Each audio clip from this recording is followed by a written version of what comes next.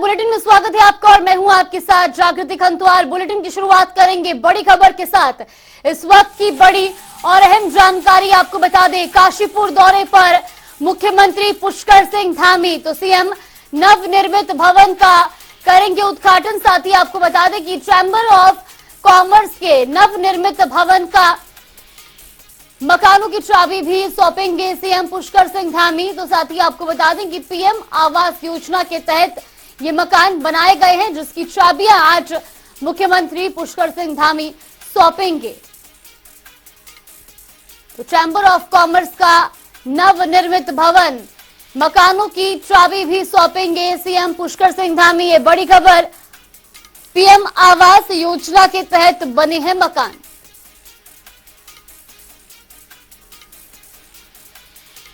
तो ये बड़ी खबर आपको बता दें, जहां मुख्यमंत्री पुष्कर सिंह धामी काशीपुर दौरे पर हैं और साथ ही आपको बता दें कि वो काशीपुर में नवनिर्मित मकानों की चाबियां सौंपेंगे। पीएम आवास योजना के तहत ये नए मकानों का निर्माण किया गया है। आपको बता दें कि नवनिर्मित भवन का उद्घाटन करेंगे मुख्यमंत्री Pushkar Singh Dhami. Chamber of commerce का नवनिर्मित भवन, जिसका उद्घाटन आज सीएम धामी करेंगे।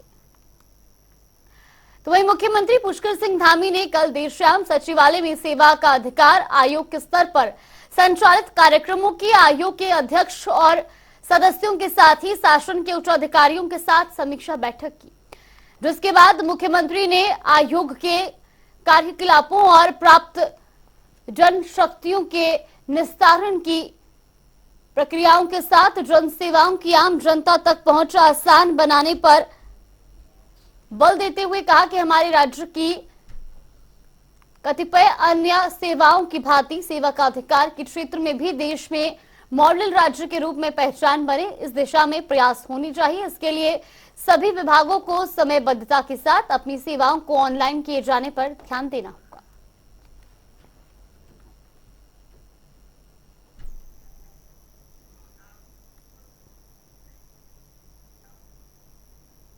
और रुक करते हैं बड़ी खबर का, चमोली से बड़ी खबर। चमोली हादसे से जुड़ी ये बड़ी और अहम जानकारी। चमोली हादसे की जांच में खुलासा हुआ है। तो आपको बता दें कि तीसरे फेज की अर्थिंग बनी हादसे की वजह, ये बड़ी जानकारी सामने आई है। एसटीपी में कंट्रोल पैनल से फैला था करंट और एसटीपी के अंदर वाले बचे लोग, तो रेलिंग को छूने वालों की मौत हुई है। हिरासत में फर्म के सुपरवाइजर, मामले में होगी अभी कई गिरफ्तारी के लिए बनाई गई है 4 टीमें। ये बड़ी खबर आपको बता दें, जहां चमोली हादसे में बड़ा खुलासा हुआ है। आपको बता दें कि चमोली हादसे की जांच में खुलासा हुआ है। तीसरे फेज की अर्थिंग हादसे की वजह बनी है और इस दौरान जो एसटीपी में कंट्रोल पैनल से ये करंट फैला था, तो एसटीपी के अंदर वाले लोग जो है वो बचे और रेलिंग को छूने वालों की मौत हुई। तो वैसी खबर पर ज्यादा जानकारी के लिए हमारे सहयोगी नवीन शुक्ला हमारे साथ जुड़ गए। नवीन, सबसे पहले आपसे जानना चाहेंगे, जिस तरह से चमोली हादसे की जांच में अब बड़ा खुलासा हुआ है, तीसरे फेज की अर्थिंग को हादसे की वजह बताया जा रहा है, क्या कुछ पूरा अपडेट मिल रहा है? जी निश्चित तौर पर चमोली की जो घटना हुई है, कहीं ना कहीं पूरे उत्तराखंड में शोक का माहौल है। और एक बात मैं और बताना चाहूंगा कि चमोली में जो ये घटना हुई थी, इसकी जांच भी हो गई है और जांच में खुलासा हुआ है कि जो एसटीपी कंट्रोल पैनल था उसमें करंट था। इसके साथ ही सबसे पहले जो बात आ रही है सामने, वो कंट्रोल पैनल में जो करंट फैला था और कहीं ना कहीं वो रेलिंग जो लोगों ने छू थी उससे लोगों की मौत हुई है। साथ ही जो डिजाइन सेल्स और फार्म हाउस सुपरवाइजर है उसका हिरासत में भी लिया गया, उससे और तमाम सारी पूछताछ की जा रही है कि आखिर क्या कुछ कारण है कि इस तरीके की जो इतनी बड़ी घटना हो गई है। और साथ ही मामले में जो प्लांट का संचालन करने वाली फर्म है, जो बिजली विभाग सहित अन्य विभाग के कई अधिकारी जो है वो भी रडार पे रखे गए हैं। तमाम सारी जांच की जा रही है, गिरफ्तारी के लिए टीमों का भी गठन कर दिया गया है। तमाम सारी टीमें बनाई गई है जो इसकी जांच कर रही है और तमाम सारे जो अधिकारी हैं वो भी रडार पर रखे गए हैं। कहीं ना कहीं एक्शन मोड में सरकार भी है, क्योंकि इतनी बड़ी जो घटना हो गई है तो इसका खुलासा भी होना चाहिए कि क्या कुछ कारण रहा जिस वजह से यह घटनाएं हुई है। जो टीम है उसको हरियाणा समेत तमाम सारे जो शहर हैं उसमें दबिश के लिए भेजा गया है और जल्द ही और जो इसमें मामले में जो भी लोग संदिग्ध पाए जाएंगे उनके खिलाफ पूरी तरीके से कार्रवाई की जाएगी। जी बिल्कुल नवीन, और जिस तरीके से जो है इसमें अभी कई गिरफ्तारियां होने की बात भी कही जा रही है, क्या कुछ उसको लेकर के अपडेट मिल रहा है? निश्चित तौर पर टीम का निर्धारण कर दिया गया है। तमाम सारी टीमें अलग अलग राज्यों में भेजी गई है और जो तमाम अधिकारी हैं जो इस मामले में रडार पर रखे गए हैं, तो कहीं ना कहीं जल्द ही और भी जो लोग हैं उनकी गिरफ्तारियां होने की संभावना जताई जा रही है, क्योंकि इतनी बड़ी घटना जो चमोली की हुई है तो कहीं ना कहीं एक लापरवाही के रूप सामने आती हुई नजर आ रही थी कि इतनी बड़ी घटना हो गई। जब वहां पर ऐसी करंट की घटना थी तो पहले सूचित लोगों को नहीं किया गया और तमाम सारे विषयों पर जांच भी की जा रही है और जल्द ही इसका खुलासा भी होगा कि इसमें कौन वो संदिग्ध किसकी वजह से इतना बड़ा हादसा हो गया है।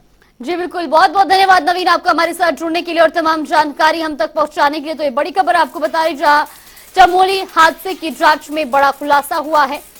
तीसरे फेज की अर्थिंग से ये पूरा हादसा। तो उत्तराखंड में एक बार फिर कांग्रेस और भारतीय जनता पार्टी के बीच जुबानी जंग छिड़ गई है और इस बार चमोली करंट हादसे को लेकर कांग्रेस और भाजपा एक दूसरे पर निशाना साधते हुए दिखाई दे रहे हैं। कांग्रेस ने चमोली में डेरा जमाते हुए प्रदेश में सरकार के खिलाफ मोर्चा खोल दिया, जबकि भाजपा ने कांग्रेस पर लाशों पर राजनीति न करने की कांग्रेस को नसीहत दी है। देखिए हमारी खास रिपोर्ट।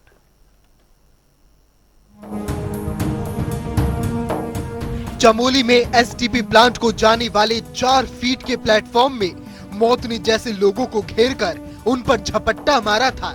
मौत की इस आग में वहां खड़े कई लोग सूखे पत्तों की तरह जलने लगे। उन्हें इस तरह आग की लपटों में घिरा देख वहां मौजूद भीड़ में चीख पुकार मच गई। अलकनंदा नदी पर बने पुल के निकट नमामि गंगे परियोजना के सीवरेज ट्रीटमेंट प्लांट में बिजली का करंट लगने से 17 लोगों की मौत हो गई और 11 लोग घायल हुए। मुख्यमंत्री पुष्कर सिंह धामी के साथ भाजपा के पदाधिकारी कार्यकर्ता घटनास्थल पर पहुंचे और घटना का मुआयना किया। मृतकों के परिजनों को मदद के रूप में केंद्र सरकार और राज्य सरकार द्वारा धनराशि की घोषणा की गई। तो वहीं दूसरी ओर उत्तराखंड के पूर्व मुख्यमंत्री हरीश रावत और कांग्रेस के पदाधिकारी कार्यकर्ताओं ने भी घटनास्थल पर पहुंचकर सरकार को घेरना शुरू किया। हाईकमान के निर्देशों पर प्रदेश भर में भारतीय जनता पार्टी के खिलाफ प्रदर्शन किए गए। तो वहीं दूसरी ओर भारतीय जनता पार्टी ने कांग्रेस को नसीहत देते हुए कहा कि कांग्रेस को ऐसे दुखद समय में राजनीति नहीं करनी चाहिए। ये समय है उनके परिवारों के साथ खड़े होने का, न कि राजनीति करने का। और यही वजह है कि कांग्रेस की ऐसी राजनीति की वजह से लोगों का विश्वास कांग्रेस से उठ गया है। इसमें किसी भी पार्टी का कोई इंटरफेयर नहीं होना चाहिए। कारण इसका ये एक घटना हुई है, ना कि बीजेपी ने कोई घटना रच के इस तरीके से लोगों को अटैक करने की कोशिश की है ना। तो ये कांग्रेस क्या काम करती है हमेशा कि कोई भी ऐसी घटना होती है कहीं भी तो वो हमेशा सीधा बीजेपी पे वार करती है, कोई चाहे राजनीतिक हो या ना हो ऐसा कोई मुद्दा। तो इसके चलते ये गंदी जो राजनीति कर रही है इस वक्त कांग्रेस, मेरे को लगता है कि शायद ये सब चीजें नहीं करनी चाहिए।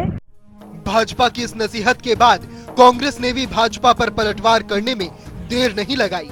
कांग्रेस नेत्री अलका पाल ने भारतीय जनता पार्टी को आड़े हाथों लेते हुए कहा कि माफी मांगनी चाहिए, फेलियर खुद का है और कांग्रेस को नसीहत दे रहे हैं। कांग्रेस गरीबों की आवाज हमेशा बनती आ रही है और आगे भी बनती रहेगी। सरकारी तंत्र की घोर लापरवाही रही है और संघर्ष हमेशा जनता के लिए, जोर जुर्म की टक्कर से संघर्ष हमारा नारा। सरकारी तंत्र की घोर लापरवाही के कारण ये दुर्घटना हुई है। इसमें एक बार फिर राज्य सरकार पूरी तरह फेल हुई है और हमारी राज्य सरकार से मांग है कि इससे ज्यादा बेहतर ये होता है कि आप मृतक आश्रितों के परिवारों को 25-25 लाख रुपए और आश्रितों को सरकारी नौकरी देने का तुरंत ही घोषणा करें और इसका इम्प्लीमेंट भी करें। जिस तरह मदद की घोषणा सरकार के द्वारा करी गई है, ये ऊँट के मुंह में जीरा साबित हो रही है। चमोली करंट हादसे को लेकर उत्तराखंड सदमे में है, तो वहीं दूसरी ओर सरकार के जरिए की गई मृतकों के परिवारों की मदद से कांग्रेस नाखुश दिखाई दे रही है और मृतकों के परिवार में से एक को सरकारी नौकरी के साथ 25 लाख रुपए मुआवजे की मांग कर रही है। ऐसे में देखने वाली बात होगी कि आखिर क्या सरकार कांग्रेस की सुनती है या फिर सरकार ने जो फैसला कर दिया है वो अंतिम फैसला रहेगा। जनता टीवी के लिए अजहर मलिक की रिपोर्ट।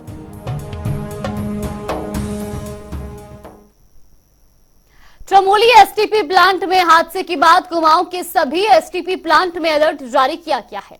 चमोली में हुई घटना के बाद कुमाऊं कमिश्नर दीपक रावत ने सभी एसटीपी प्लांट, औद्योगिक इकाइयों और यूपीसीएल के सब स्टेशन में उपकरणों की सुरक्षा को सुनिश्चित किए जाने के अधिकारियों का निर्देश दिया है। साथ ही आपको बता दें कि कुमाऊं कमिश्नर ने अधिकारियों को निर्देश देते हुए कहा कि सुरक्षा के लिहाज से सभी इकाइयों का एक बार निरीक्षण कर लिया जाए। एसटीपी प्लांट का संचालन आमतौर पर जल संस्थान के पास रहता है, लिहाजा मेंटेनेंस के तौर पर समय समय पर चेकिंग होना भी बहुत जरूरी है। विद्युत की सेफ्टी तो केवल एसटीपीज में नहीं, इनफैक्ट सभी जगह है। और बरसात में और ज्यादा इसलिए हो जाती है कि कई जगह रिसाव होता है, लीकेज होता है, अर्थिंग के इश्यूज भी आते हैं। अभी बहुत जनरल सेफ्टी डायरेक्शंस भी विद्युत विभाग की ओर से आए थे। इससे पहले मैंने सबसे पहले तो यूपीसीएल से ये कहा है कि जो आपके सबस्टेशंस हैं, जहां भी आपके उपकरण हैं, एक तो हमें ये इंश्योर करना चाहिए कि ये किसी तरीके से डूबे ना। अगर ये जलमग्न होते हैं, सबसे ज्यादा रिस्क रहता है कि करंट फ्लो कहीं से कर जाए और किसी की डेथ हो। और रुक कर लेते हैं बड़ी खबर की ओर। बड़ी खबर आपको बता दें, इस वक्त की बड़ी और अहम जानकारी देहरादून से सरकारी दवाइयों से जुड़ी ये बड़ी खबर। हर साल 5% महंगी हो जाएंगी सेवाएं। आपको बता दें कि हर साल 1 अप्रैल को 5% होंगी महंगे। तो भाई यूजर चार्जेस बढ़ाने का आदेश भी जारी किया गया है। विभागों में सेवाओं के एवज में वसूला जाएगा। तो सरकारी सेवाओं से जुड़ी ये बड़ी खबर आपको बता दें, जहां अब हर साल 5% महंगी हो जाएंगी सेवाएं। आपको बता दें कि हर साल 1 अप्रैल से 5% सेवा में महंगी की जाएंगी। साथ ही आपको बता दें कि यूजर चार्ज बढ़ाने के आदेश भी जारी किए गए हैं। विभागों में सेवाओं के एवज में ये वसूली की जाएगी। मणिपुर में हो रहे दंगों के बीच पूरे देश में आक्रोश का माहौल है। जहां एक ओर सरकार ने मामले में जांच के आदेश दे दिए हैं, तो वहीं विपक्ष ने केंद्र सरकार को घेरता हुआ नजर आ रहा है। अब इस पर हिंदूवादी नेत्री साध्वी प्राची का बयान सामने आया है। साध्वी प्राची ने कहा कि मामले में दोषियों को कड़ी से कड़ी सजा होनी चाहिए। महिलाओं के साथ इस तरह की अभद्रता बर्दाश्त नहीं की जाएगी। इसके साथ ही उन्होंने उत्तराखंड में बढ़ रही मुस्लिमों की आबादी पर भी बात की। उन्होंने क्या कुछ कहा वो भी आपको सुनवाते हैं। मणिपुर के अंदर जो घटना हुई है वो एक शर्मनाक घटना है।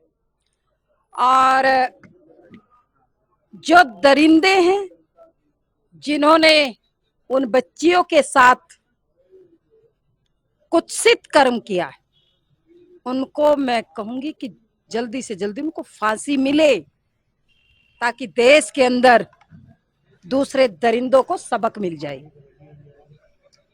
मतलब ऐसी स्थिति देखिए, उत्तराखंड में ये बात सच है कि मुस्लिमों की आबादी बहुत तेजी के साथ बढ़ रही है। उत्तराखंड जब बना, देवभूमि में बहुत कम मुस्लिम थे। उसके बाद 2-4 साल बाद जो ये 18-20 लाख की आबादी में बड़ी तेजी के साथ बढ़ते गए, इसका मैं सीएम साहब से उत्तराखंड के आदरणीय धामी जी से मैं मांग करती हूँ कि इनका सत्यापन किया जाए। बाहर का व्यक्ति यहाँ पर जमीन नहीं ले सकता। आखिर ये कैसे यहाँ पर बसाए गए?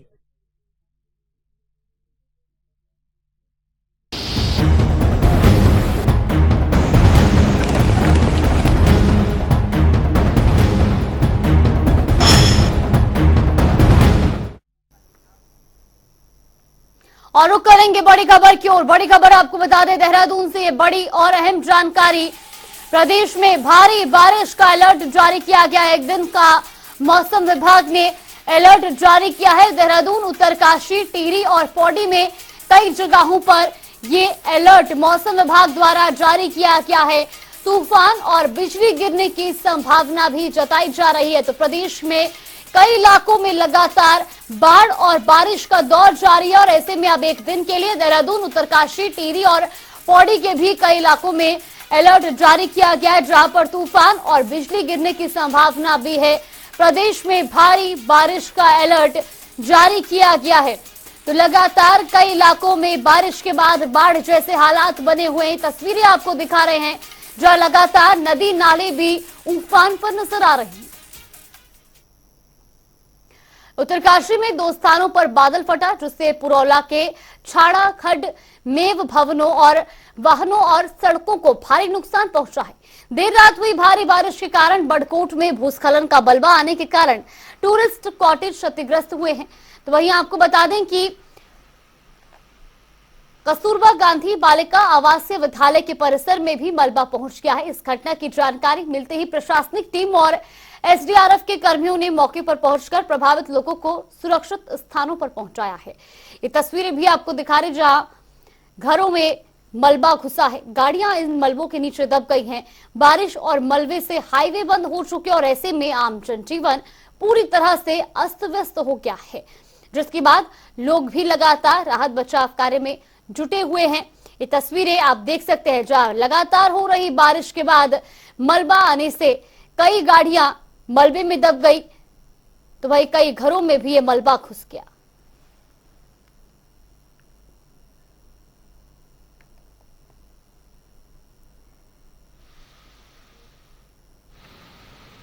तो उत्तरकाशी में बादल फटने के बाद से ये भारी नुकसान हुआ है, जहां कई घर और होटल इस मलबे के आने से क्षतिग्रस्त हुए हैं। तो वहीं आपको बता दें कि कई गाड़ियां भी इस मलबे में दब गई हैं। बारिश और मलबे से हाईवे बंद हो चुके हैं। पुरौला और बड़कोट में ये भारी तबाही मची है। तो बादल फटने के बाद से नुकसान हुआ है, घरों में मलबा घुसा है, लोगों का सामान खराब हो चुका है और ऐसे में इस मलबे के आने से जहां पूरा जनजीवन अस्त व्यस्त हो चुका है, सड़कें इस मलबे के नीचे दब गई हैं, तो वहीं कई गाड़ियां और घरों में भी ये मलबा घुस गया है और ऐसे में लोगों का जीना मुहाल होता जा रहा है। पुरौला और बड़कोट में ये भारी तबाही मची है, जहां बादल फटने के बाद की तस्वीरें आप देख सकते हैं किस तरह से सड़क, घर, गाड़ी हर तरह से मलबे में दब चुके हैं। वहीं इसी खबर पर ज्यादा जानकारी के लिए हमारे सहयोगी सुभाष हमारे साथ जुड़ गए। सुभाष, सबसे पहले आपसे जानना चाहेंगे, बादल फटने के बाद से हालात बहुत ज्यादा बिगड़ चुके हैं, फिलहाल क्या कुछ अपडेट मिल रही है? जी जागृति, मैं आपको बताना चाहूंगा कि क्योंकि उत्तरकाशी जिले में लगातार भारी बारिश का सिलसिला जारी है और ठीक रात के 2:30 बजे बड़कोट और पुरौला में जो बादल फटा है उससे भारी नुकसान हुआ है। घरों में पानी घुसा है, लोग हाहाकार में हैं। हालांकि प्रशासन की टीम वहां पे लगातार मौजूद है और डीएम ने भी सख्त आदेश दिए हैं कि आपदा की दृष्टि को देखते हुए लगातार वहां पे जो है मॉनिटरिंग की जाए। उसको देखते हुए वहां पे प्रशासन की टीम मौजूद है, लेकिन जो ग्रामीण है वो भय के माहौल में जीने को मजबूर है। जी बिल्कुल, और जिस तरीके से प्रशासन ये दावा कर रहा है कि लोगों को हर संभव मदद दी जाएगी और मदद दी जा रही है, लेकिन लोगों का क्या कुछ कहना है, क्या वाकई उन तक मदद पहुंच रही है? क्योंकि कितने ही लोग वहां पर जो है इस बादल फटने के बाद वहां पर जो तबाही हुई है उससे प्रभावित हुए हैं। देखिए, चूंकि ये रात का मामला है, 2:30 बजे ये बादल फटा और हालांकि जिले मुख्यालय में लगातार जो बारिश हो रही है उसके चलते हालांकि हाई अलर्ट जारी है, लेकिन जो पुरौला और बड़कोट की अगर बात की जाए तो वहां पे जो ग्रामीण है वो दहशत के माहौल में जीने को मजबूर है और प्रशासन उनको आश्वासन दे रहा है कि आप सुरक्षित स्थान पर चले जाएं।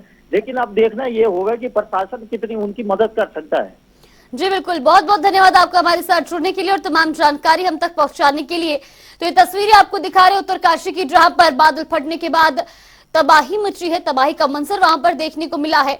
पुरौला और बड़कोट में ये भारी तबाही हुई है, जहां मलबे से हाईवे बंद हो चुका है, लोगों के घरों में मलबा घुसा और ऐसे में कई वाहन भी इसकी चपेट में आए हैं, जिसके बाद आम जनजीवन अस्त व्यस्त हो चुका है। हालांकि एक तरफ प्रशासन ये दावा कर रहा है कि हर संभव मदद पीड़ितों को दी जाएगी और साथ ही साथ लोगों को ये सलाह भी दी जा रही है कि वो तुरंत सुरक्षित स्थानों की तरफ कूच करें।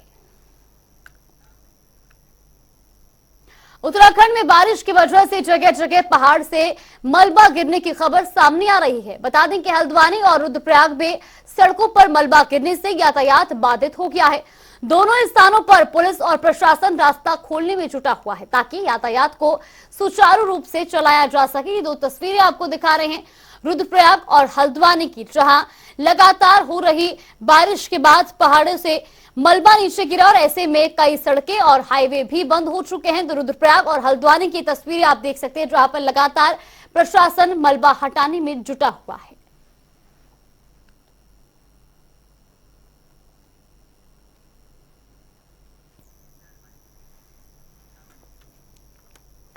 कुदरत के कहर की चपेट में देश के कई राज्यों के साथ उत्तराखंड राज्य भी अछूता नहीं है।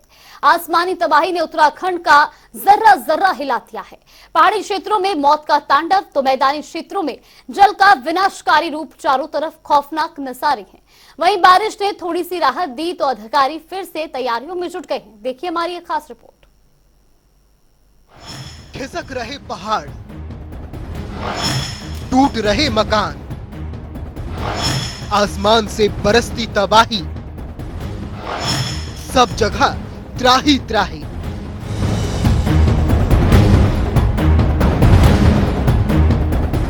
कुदरत के कहर की चपेट में देश के कई राज्यों के साथ उत्तराखंड राज्य भी अछूता नहीं रहा। आसमान से बरसी तबाही ने उत्तराखंड का जर्रा जर्रा हिला दिया। पहाड़ी क्षेत्रों में मौत का तांडव तो मैदानी क्षेत्रों में जल का विनाशकारी रूप चारों तरफ खौफनाक नजारे ही दिखा रहा है।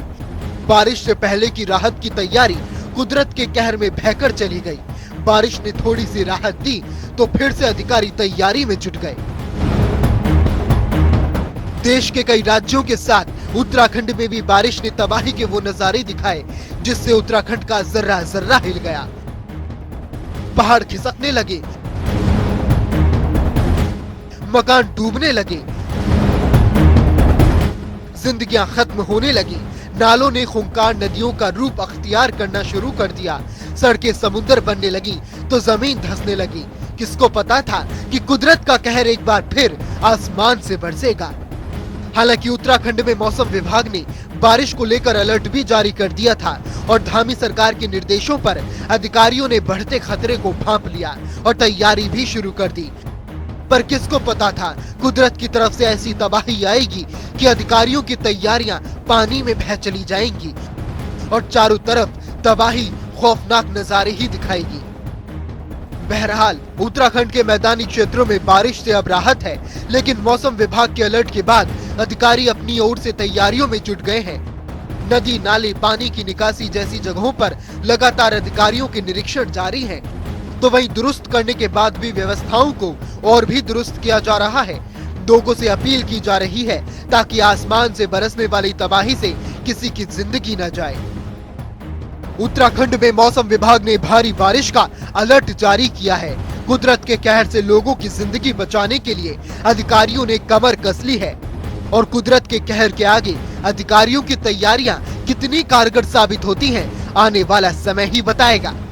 जनता टीवी के लिए अजहर मलिक की रिपोर्ट।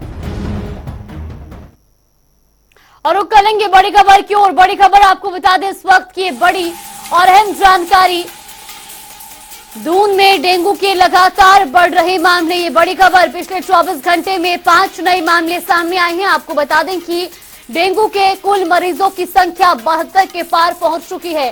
4 मरीज अस्पताल से डिस्चार्ज हुए हैं। हालांकि लगातार एक तरफ मामले भी सामने आ रहे हैं। अगर बात की जाए बीते 24 घंटों की तो 5 नए डेंगू के मामले सामने आए हैं और ऐसे में अब प्रदेश में डेंगू के मरीजों की कुल संख्या 72 के पार पहुंच चुकी है। चलिए बुलेटिन में फिलहाल के लिए बस इतना ही। यहाँ पर रुकते एक छोटी सी ब्रेक के लिए। ब्रेक के उस पार खबरों का सिलसिला लगातार जारी रहेगा।